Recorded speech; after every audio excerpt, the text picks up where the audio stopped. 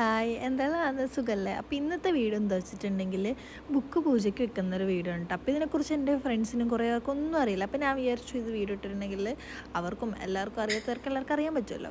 അപ്പോൾ വൈകുന്നേരം നമ്മൾ വിളക്ക് കത്തിക്കുന്ന സമയമാകുമ്പോഴത്തേക്കും വിളക്ക് കത്തിക്കുക. വിളക്ക് കത്തിച്ചതിന് ശേഷമാണ് നമ്മൾ ബുക്ക് പൂജയ്ക്ക് വെക്കുന്നത്. ബുക്ക് ഇപ്രാവശ്യം തിങ്കളാഴ്ച വെച്ച് വ്യാഴാഴ്ച എടുക്കുന്ന രീതിയിലാണ് ഉള്ളത്. അത് ഓരോ സമയത്തിനനുസരിച്ചിട്ടാണ്. ഇപ്രാവശ്യം അങ്ങനെയാണ്. അപ്പം ബുക്ക് പൂജയ്ക്ക് വെച്ച് നമുക്ക് എഴുതാനും വായിക്കാനും പാടില്ല, ഒന്നും അങ്ങനത്തെ ഒരു സംഭവം പാടില്ല.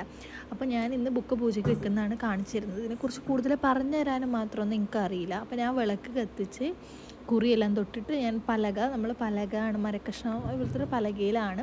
അപ്പോൾ ഞാൻ ഓൾറെഡി തുളസിയും കാര്യങ്ങളെല്ലാം പറിച്ച് വെച്ചിട്ടുണ്ട്. നമ്മൾ ഇങ്ങോട്ടേക്ക് ഇങ്ങനെയാണ് വെക്കുകയാണെങ്കിൽ അമ്പലത്തിൽ നമുക്ക് വെക്കാം കേട്ടോ. ഞാൻ വീട്ടിലാണ് ഇതുവരെ വെച്ചിട്ടുള്ളത്. അപ്പോൾ രാമായണം വെച്ചിട്ടുണ്ട്, പിന്നെ ജ്ഞാനപ്പാന വെച്ചിട്ടുണ്ട്. അപ്പോൾ ഈ ബുക്കും കാര്യങ്ങളെല്ലാം വെച്ചതിന് ശേഷം നമ്മൾ ബുക്കിൻ്റെ മേലെ തുളസി ഇങ്ങനെ വെക്കുന്നുണ്ട്. ശേഷം ഞാൻ വയലിനും വെക്കുന്നുണ്ട് കേട്ടോ. വയലിൻ ഇൻസ്ട്രുമെൻറ്റ്സ് അങ്ങനെ എന്തെങ്കിലും ഉണ്ടെങ്കിൽ അതും വെക്കാം നമുക്ക്.